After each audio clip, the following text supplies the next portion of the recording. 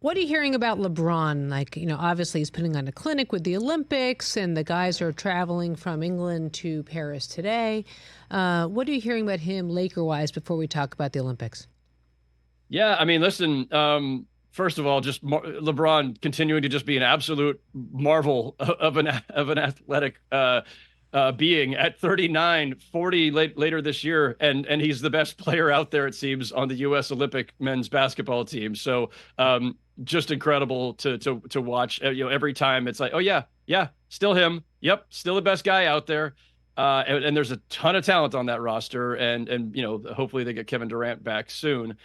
But LeBron and the Lakers, man, what a come down it's going to be for LeBron. It is for anybody, to be fair. But coming from the Olympic team where he's going to be surrounded by all this talent, including his teammate Anthony Davis, to go back to a Laker roster that is basically 99% the same. And part of the 1% that's not is, of course, his son, Bronny. But Bronny's not changing the Lakers' fate. This is a 47-win team that didn't make a significant move other than go from Darvin Ham to JJ Redick as coach.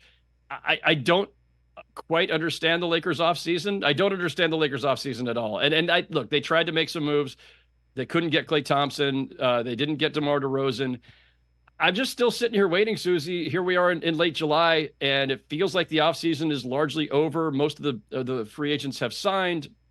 There's still room for teams to make moves and try to figure out how to maneuver under the aprons. But are the Lakers done? Is this it? Howard, why is Rob Pelinka still there? Ooh. Because Rob Pelinka is Jeannie Buss's choice. From the very beginning, when she cleaned house years ago and got rid of Mitch Kupchak and Jim Buss, she went for the people who she knew best and trusted the most due to longstanding relationships, and that was Magic and Rob Pelinka. And obviously there was, there were issues, and Magic eventually left, and then it just became Rob Pelinka. There are drawbacks to deciding to stick with just the people you know and trust, as opposed to trying to find the best solution. And I'm not saying that Rob Pelinka is not capable of doing the job, but I think the track record over the last several years, a championship notwithstanding, and I know it's a very large notwithstanding to throw in there, but that championship notwithstanding, I don't think the track record has been all that great. And I think Laker fans would be the first to say, yeah, they're not particularly happy with where, you're in Southern California. I'm not. I imagine there's a great deal of discontent. Like, you look at where they are and you look at the roster now, largely unchanged. How is this team getting past Oklahoma or Dallas or Denver or Minnesota?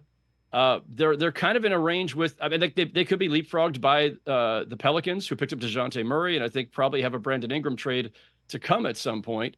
The Grizzlies are going to be healthy. They're probably going to leapfrog the Lakers. So, I would just ask this question more or less rhetorically, Suzy. Are the Lakers even trying to win another championship with LeBron James on the roster? Because I don't think it's clear that they are. Yeah, I don't think that you're wrong. It seems to me, and you and I have obviously spent a lot of time covering that team, it's so radically different than it was when it was Shaq and Kobe and Phil, and the hunger and the desire to win championships. And then in the second part of the three-peat, it just seems like, I know the conversation is always, is this, who's the GM, LeBron or Rob? But this is not the Dr. Buss kind of Lakers where you just wanted to kill yourself to get a championship.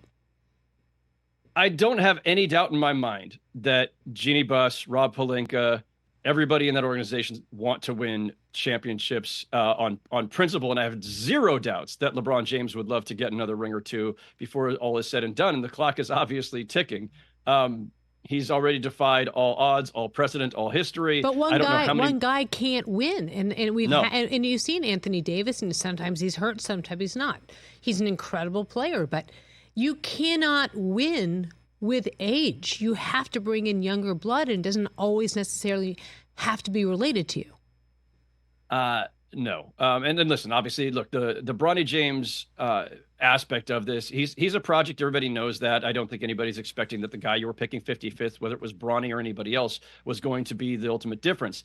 They needed to make their splash in, free agency / trade market, and they've done nothing.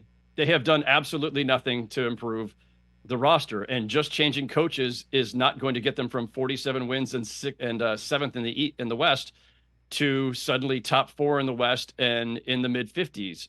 It's just not going to work that way. And yeah, LeBron's another year older, and Anthony Davis is another year older, and they had one of their better seasons together in terms of health this past season. And history suggests you can't expect that every year. So where's the improvement coming from? D'Angelo Russell is who he is. Maybe there's an Austin Reeves leap. Maybe there's a Max Christie leap.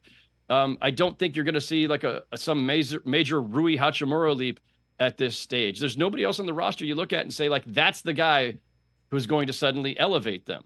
And so they needed more. They needed more firepower. They needed more help on the wing. They need more defense. They need more shooting. This team is not built to contend. It wasn't built to contend last season, and they've done absolutely nothing to change that. So yes, I do wonder, as much as I know that institutionally or just almost genetically, this franchise is predisposed to be championship or bust. Lakers exceptionalism is a thing, but their actions have not shown that this offseason. They've done absolutely nothing to indicate that they can or expect to compete for titles. Catch the Rich Eisen Show every single day on the Roku channel, 12 to 3 Eastern, for free.